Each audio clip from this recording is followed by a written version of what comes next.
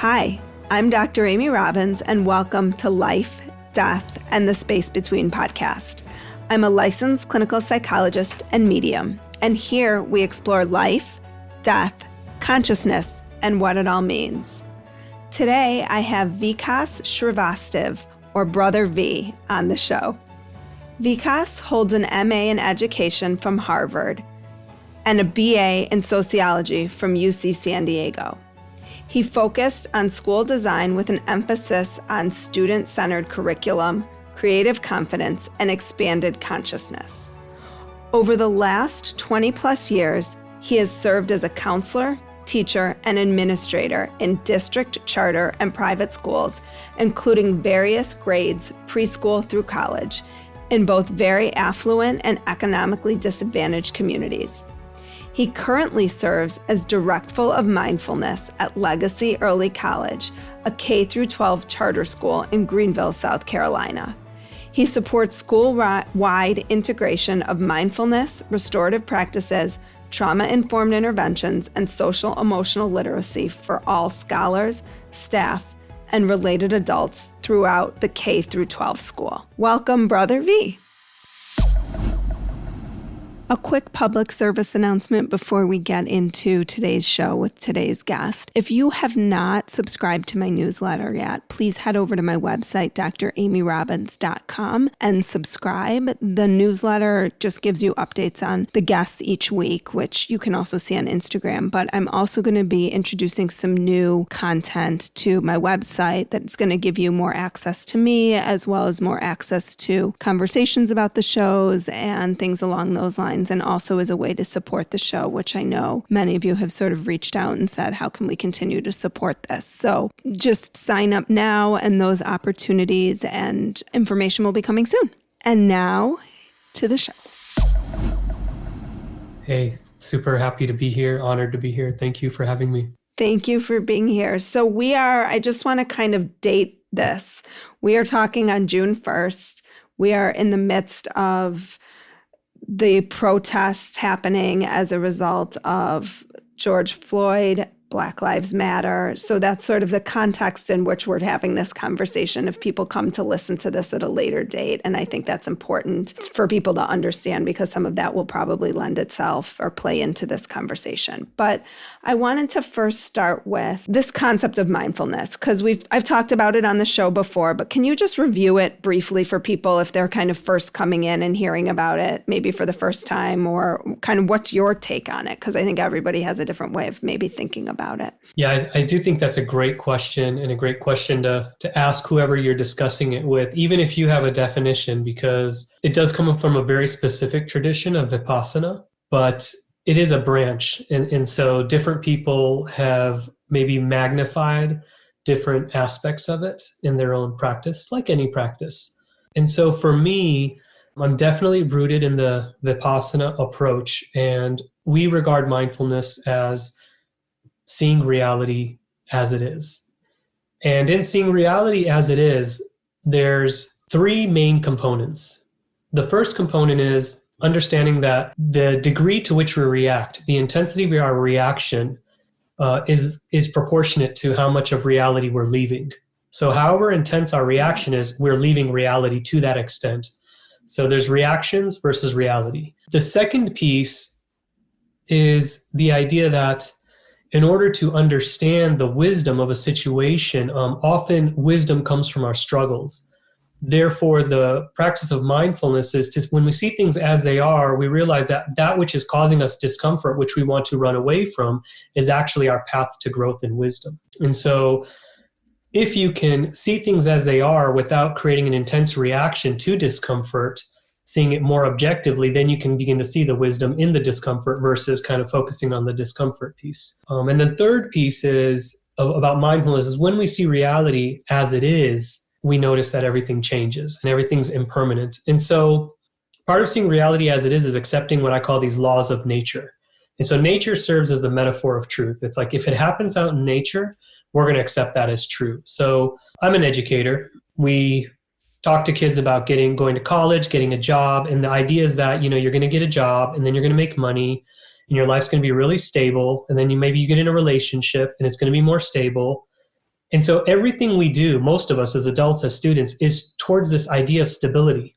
Now you look in nature and there's no proof of that. So this is part of the suffering. We're actually trying to walk towards a goal that does not exist in nature. In the natural world, stability does not exist. There's some stability, but there's quite a bit of change. And so if we look at that, then we begin to think, okay, well, maybe I need to prepare myself for change and not for stability. And so so that's why for us, mindfulness is just, having that ability to pause, observe, and accept reality as it is, not as we want it to be, not running away from what it is, but looking at it. So then we can say, okay, there's impermanence, there's death, there's sickness, and there's joy and gratitude. There's all this stuff. And how do I want to juggle it all? But seeing it as it is, without our personal filters, our reactive filters. So the mindfulness piece is sort of taking off the lens. Yes. One part of it is bringing, lessening your reactions, kind of being a little bit more objective and non-dualistic. But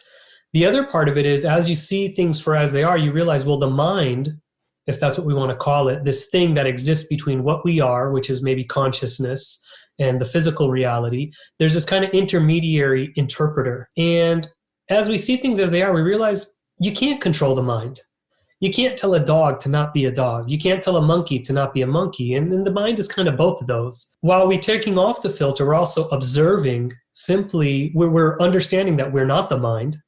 We're actually something else, because we can observe the mind and we can observe these tendencies and kind of just watch it. And so there's no suppression. It's not like I don't want to suppress my excitement. I don't want to suppress my sadness, but I can kind of let the mind, what I would call the little I, kind of go through it, and I can just observe it. Oh, wow, my anger is really building. Every time I meet this person, my anger really builds up. Or, wow, every time I meet this person, I get really excited. There's something like that, where we're just kind of watching it. It's kind of like if you watch a roller coaster, the people on the roller coaster are screaming as they go up, as they go down, but you're watching it. You're not screaming.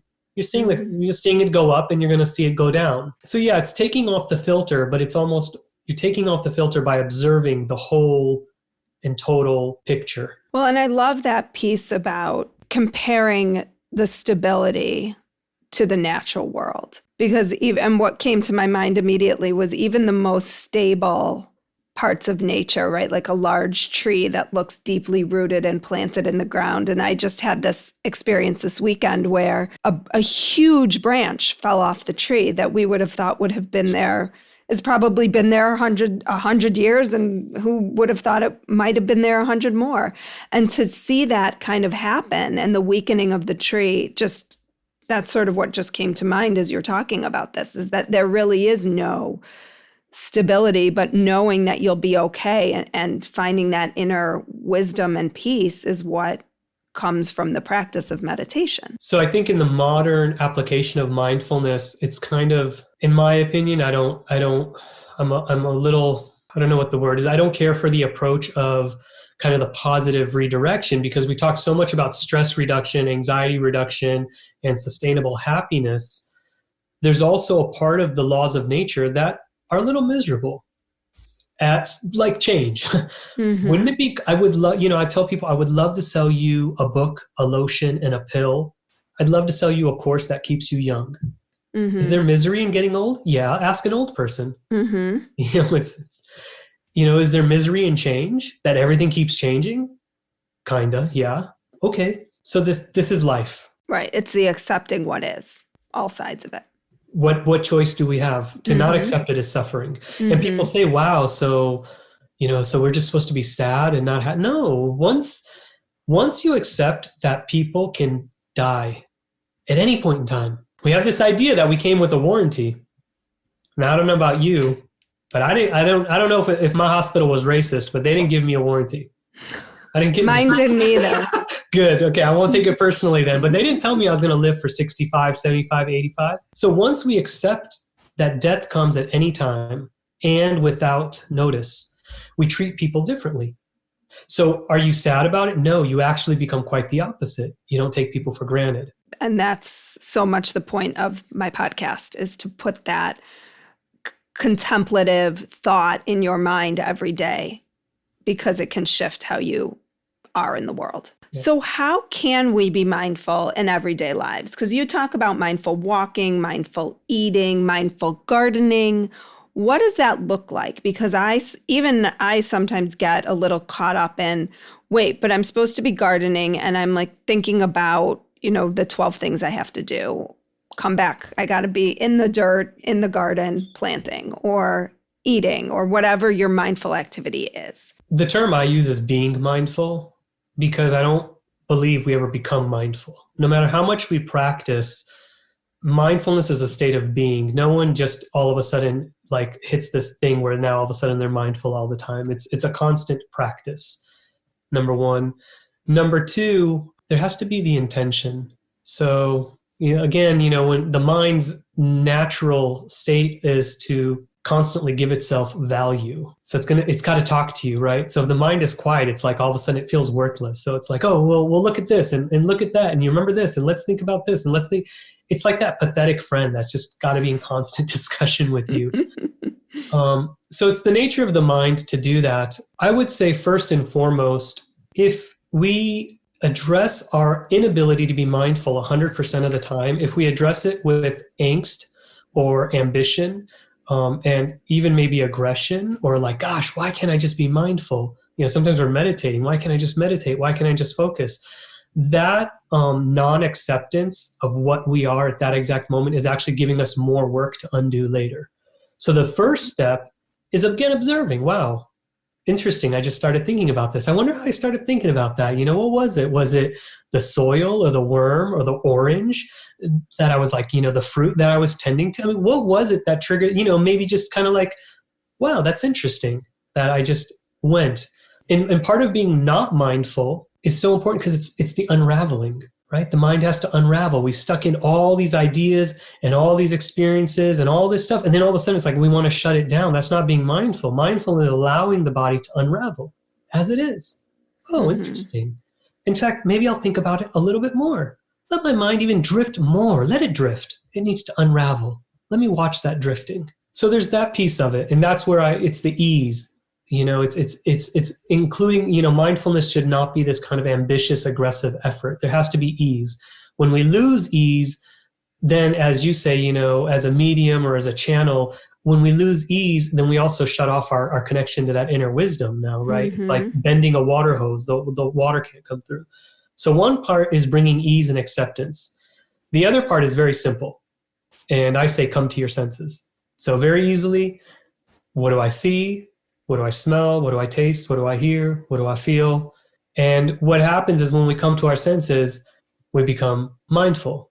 So we had a fire drill one day, and I was outside supervising as all the kids kind of came out. And one of the middle school kids, who I've never met, he shouts from, I don't know, like 50 feet away. He says, Brother V, kind of shouting at me. So it's okay. I'm like, you know what? Don't judge.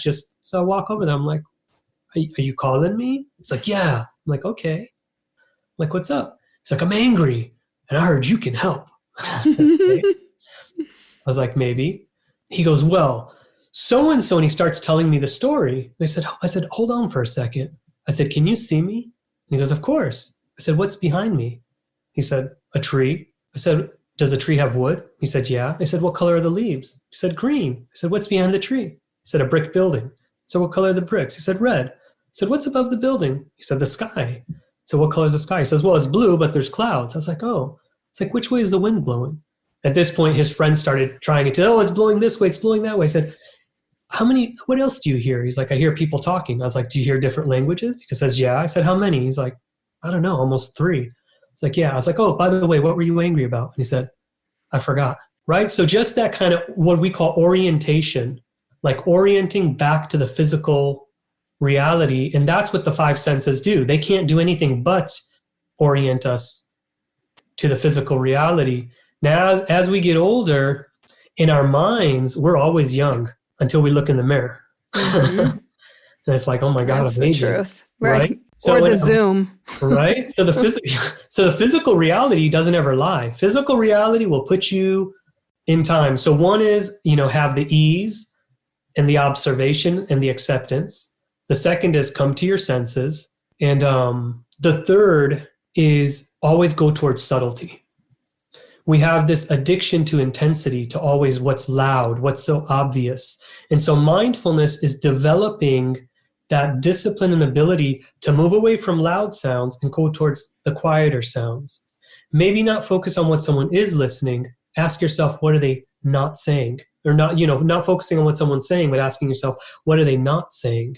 Kind of looking at a blade of grass and really kind of looking into those details, looking at the lines on a leaf, and even if you're looking at your breath, looking at the wavering of the breath, the direction of the breath, the speed of the breath, the temperature of the breath, as much as you can get into the details of physical reality, this helps you be more mindful. Mm-hmm. Well, and it's so clear, the way you explain that is how quickly that can get you out of your head. Because it gives your head so much of something else to do. Mm-hmm. When you're observing the details, it becomes very busy, like a child. Mm-hmm.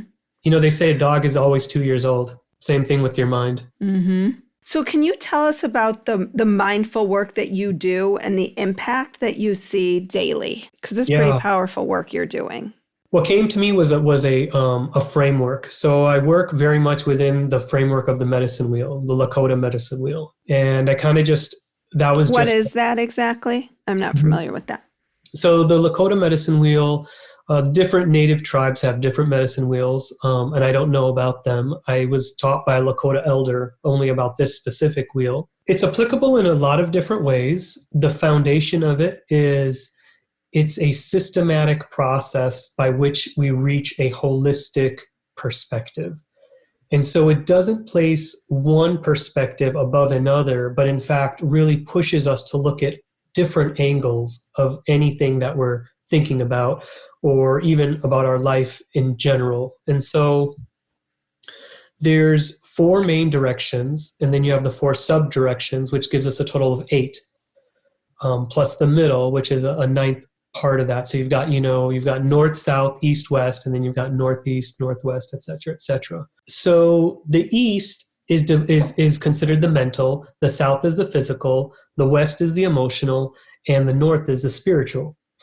So when I do my work, I constantly look at these 4 aspects and ask, how is my work touching upon each of these? Now, in addition, the wheel always starts in the east. And so when we, quote, walk the wheel or pray the wheel, we begin in the east. So we begin with the mental, which is questioning the question.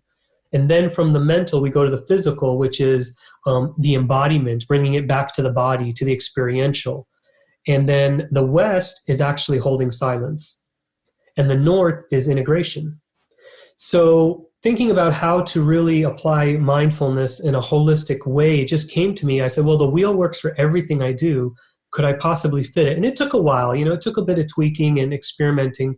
And what I came up with is a fundamental 4 aspects of what I call the Being Mindful program at our school.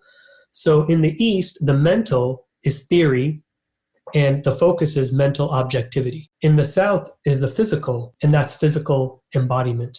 Meaning, so you come up with an idea, but then it's only an idea if you don't have an experience of it.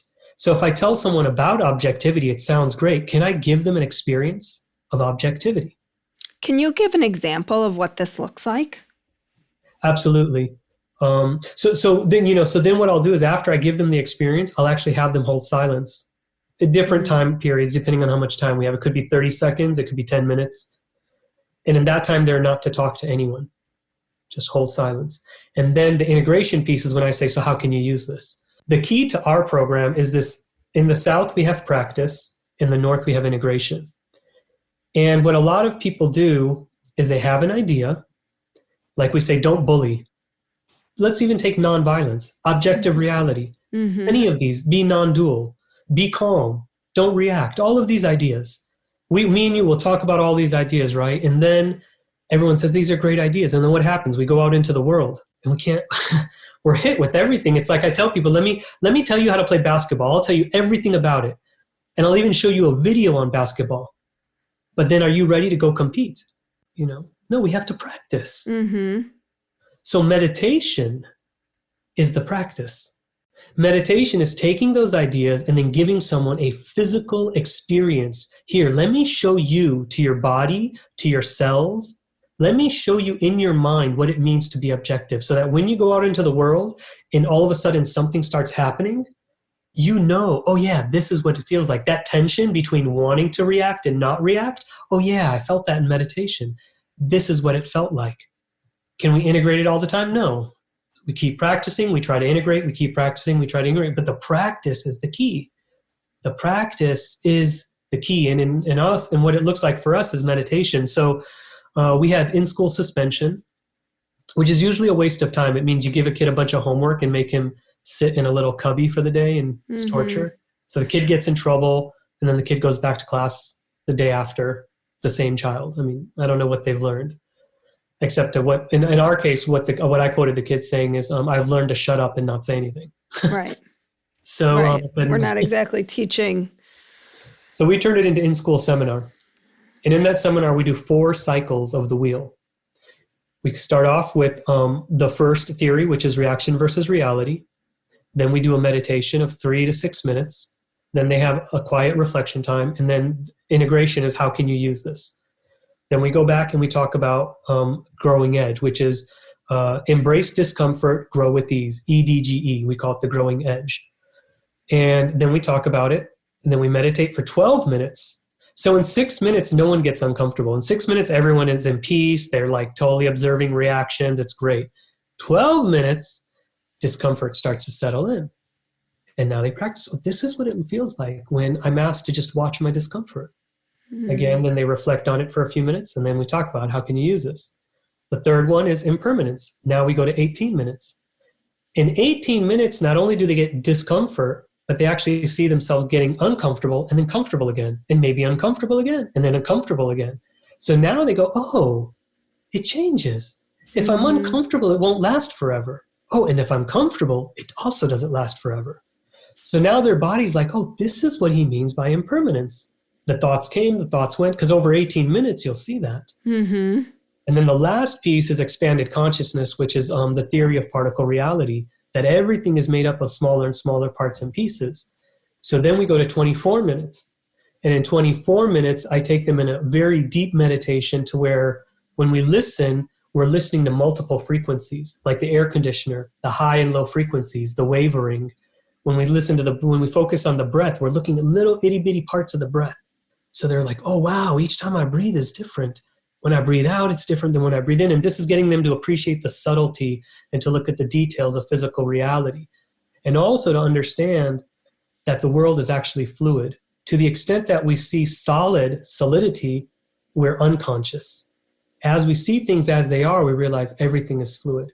Everything is made up of smaller and smaller parts. When we don't understand something, it's because we haven't broken it down. When we don't understand other people, it's because we haven't broken it down. Because with every single person in the world, you do share common ground. It's just sheer fact that you're people. You're of the same biological something category, right? So that's common ground. So in the 24 minutes, we do that. So that's what it looks like. And that's over the course of about 3 hours. Yeah, do you find that kids are trying to get in trouble so they could get a suspension to have this experience now? It backfired in that way, yes. So then we started a weekly advisory where by choice, they can come for a 45-minute advisory and once a week, one for high school boys, one for high school girls, middle school boys. We separate them by grade and gender identity, how they identify, and they get to come 45 minutes so they don't purposely get in trouble to meditate. So I was reading an article that you were interviewed in, and you had a couple things I just wanted you to clarify. One was you said the brain is always seeing what makes us fearful, but when we focus more on the heart and that focused breathing, it elicits a more enduring calmness. Some of this you already touched on, but how exactly does that translate to calm? So when I talked about coming to our senses, to even further simplify that approach, if you always anchor yourself 50% in your breath, you'll constantly be in the present moment. You can't breathe the past, you can't breathe the future. The breath in general is the ultimate truth. It's the prayer that every living being speaks, regardless of where they come from or whatever they have or don't have. You don't even have to have arms and legs. You don't even have to have sight or hearing. You don't even have to know how to speak a language to say prayer, to read a book. So breathing has got all these metaphors, and as we breathe, is it physical? Yes. Is it happening in the moment? Yes. Can we look at the details? Yes. And what happens is, because the breath is the connection between the outside world, which then takes us to the inside world. Because if we follow the breath, where are we going? Let me ask you, breathing keeps us alive. So what part of breathing keeps us alive? Feels like a trick question. It kind of is and it kind of isn't. It's actually very simple. Oxygen. Oxygen is what keeps us alive. So we breathe. But if oxygen keeps us alive, by that theory, if I hold my breath, I should be immortal, right? But it doesn't work that way. Mm-hmm. Okay, got it. Took me a minute. I have to breathe out. Mm-hmm. Again, right, we you have to exhale what you breathe in. We have to let go. Right. You can't hold on. You can't hold on to the oxygen. Mm-hmm. When you say doing this 50% of the time, what does that look like for you throughout your day?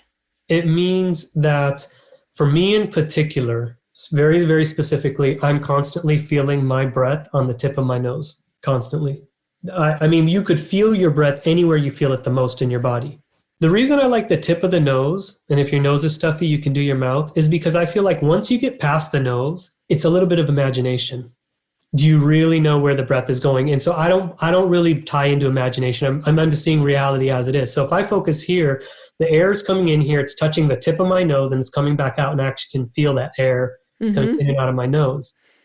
But if you focus on your stomach or your chest, your chest is going in and out. You could focus on that as well. But you should be able to have, it's like, like I tell my kids, don't ever go so far that you can't see me. If we're in a crowd or at the amusement park, you can't see me, you're going too far. Mm-hmm. Same thing with the breath. Don't turn the corner. Don't get so anxious. Don't get so angry. Don't get so excited.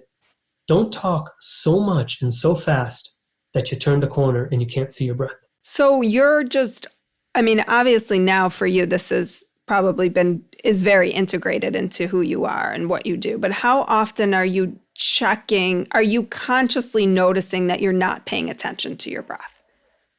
My ultimate goal in life is that when I die mindful. And I don't know when death will come. So God help me if I spend my whole life being mindful, and the moment I pass away, I'm not. You miss it? So, yeah, there's a story in India where there's a holy man who's chanting on the beads, chanting. He's dressed in orange. He's got the dreadlocks. He's got the big beard, chanting, so much he wasn't watching where he goes. And then what happens? He walks and he falls in a well. And as he falls, he says, "O-S-H-I-T," Mm-hmm. That was his last words. Mm-hmm. So for me, I don't know. Anytime I'm not from my breath, I remind myself, it is my goal and purpose in life, just at all times, if I'm intimate with my wife, it's the same thing, it's the breath is there. Mm-hmm. And that makes the intimacy more meaningful, because guess what? I'm there. It brings me to the moment. I'm there with her. If I'm with my child and we're playing, I'm breathing, because now I'm with my child. If I'm listening to you, I'm breathing. If we're discussing, I'm breathing. If I'm talking, I'm breathing. It makes me there. It makes everything I'm doing meaningful. Mm-hmm. Are there times I get angry and I don't focus on my breath? Of course. Because the more we practice, the more challenges come to us. So now I'm put in a position where, I have to hear stories from children. I work in a Title I school in the lowest socioeconomic neighborhood of this city with the highest homicide rate. Mm. The stories that I hear from these children, and the girls in particular, is heart-wrenching. Anyone can facilitate mindfulness. You can go take a 3-day certification course. It's not difficult. I can give you a script. You can lead your own meditation.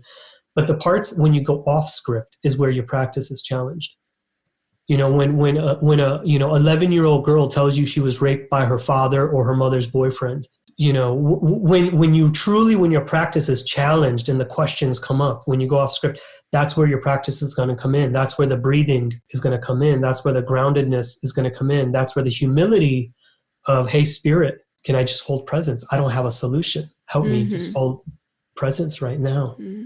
Let this child be heard. So when you say the mindful industry wants to sell this as a unique standalone solution, but mindfulness is nothing more than a bridge to a person's own internal wisdom or spiritual practice. 100%. Can you talk about that? I loved that quote. Because I do think there's become an industry, I mean, there has become such an industry around mindfulness and meditation. And, you talked in one of your podcasts I was listening to about this 3-day seminar you went to, this 3-day workshop where they were teaching you how to be mindful. So it's like medicine. It's like anything. It's like drugs. It's like, why do we take drugs? Because we want the quick way there. We want the quick way there. So, nobody wants to hear, when teachers ask me, hey, do you have the, and I am developing curriculum. I'm developing it in a way that's modular, that people can use it in their own way. But people want like really just fixed answers from me. Okay, pushback. There's a good one. Everyone talks, well, what do you do about the pushback? And I go, gosh, of all the things that I've experienced, I've not experienced pushback. And I've come to realize, like, when you get pushback, you haven't practiced deep enough. Because if the practice is true, it's universal. Go back and practice. If you don't feel like you can guide a live meditation, you need a script, go back and practice. This is harder. This is the work. Mm-hmm. This is the work. Because it really comes from within. It doesn't come from outside of yourself. What's the point? Right.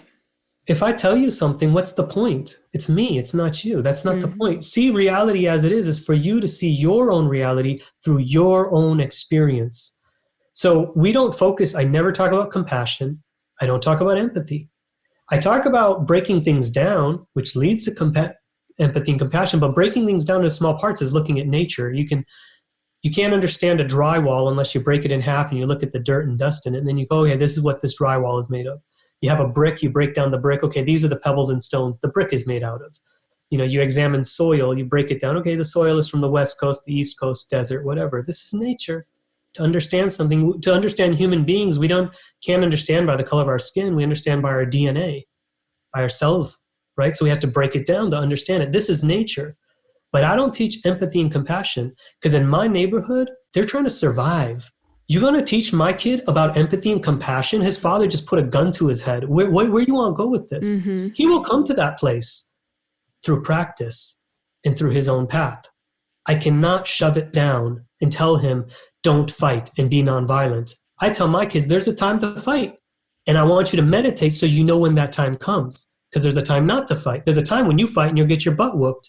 And you better be able to see that the person in front of you is bigger than you or has 5 people with them and have enough sense and not so much ego that you walk away. And I tell the girls, and there's a time when you got to get dirty and you got to kick that person in front of you. You want me to talk about universal love? Love everybody? No, I don't want my daughter loving everybody. No, I want her to have access to her own wisdom because I can't be there for the infinite circumstances that my children and all the children are going to face. What, I want them to come to me each time something happens? And the world is changing. Mm-hmm. What advice would I have for them right now? It's unprecedented. Right. I don't know. So we have to have our own wisdom. So we have to listen to spirit. Right. So you're teaching them to listen to that within themselves. Listen to the quietest sound. Well, that's a perfect place to end. Listen to the quietest sound. So if people want to find you, where can they do that? They can find me at thirdeyepraxis@gmail.com. They can also find me at 7:45 in the morning at the Consciousness and Healing Facebook Live. We do Monday through Friday. I do a live meditation. It's really the same meditation Monday through Friday. The difference is it's live. And collective consciousness is real. So we meditate together. I show up every day, so you show up every day. My big thing is, one time someone asked me, he said, okay, well, there's no good, there's no bad, everything is just see it as it is. He's like, so what does progress look like on this thing? How do I know I'm getting better? It's a great question. I said, well, when you go to the gym, how do you know you're getting better? You show up. That's it. So really progress on this path is showing up, meditating, regardless of what the quality of the meditation. Some days it's agitated, some days it's calm, sometimes it's a mix. That's not important. That's just seeing reality as it is. Sometimes you're gardening, your mind goes elsewhere. Sometimes you're focused on gardening. That doesn't matter, but you garden every day. Mm-hmm. You run every day. You do your practice. Whatever your practice is, you show up every day. Like I play drums. Sometimes I don't want to play drums. I just go sit on my drum set for 5 minutes. I show up, spend time with it. That's what's important, is the consistency. So you can find me 7:45 a.m. Pacific time at the Consciousness and Healing Facebook page. And I do that so that everyone kind of practice with me. We can practice together. It's just a 12-minute meditation. It's, you should be, I think, meditate as long as possible, but it's enough to keep some consistency. Mm-hmm. And we meditate together. So that will all be posted in my show notes. And thank you so much for your time today, Brother V. Yeah, no problem. And I've got a YouTube channel coming up really quick. And it'll be under Third Eye Praxis. So if people are interested, I guess, email me and maybe I'll just send you the info and you can send it out to people. Those are just a bunch of short video clips on the framework and explaining it, for people to just do as they will. Perfect. Well, thank you so much. Thank you. Like what you heard today and want to hear more?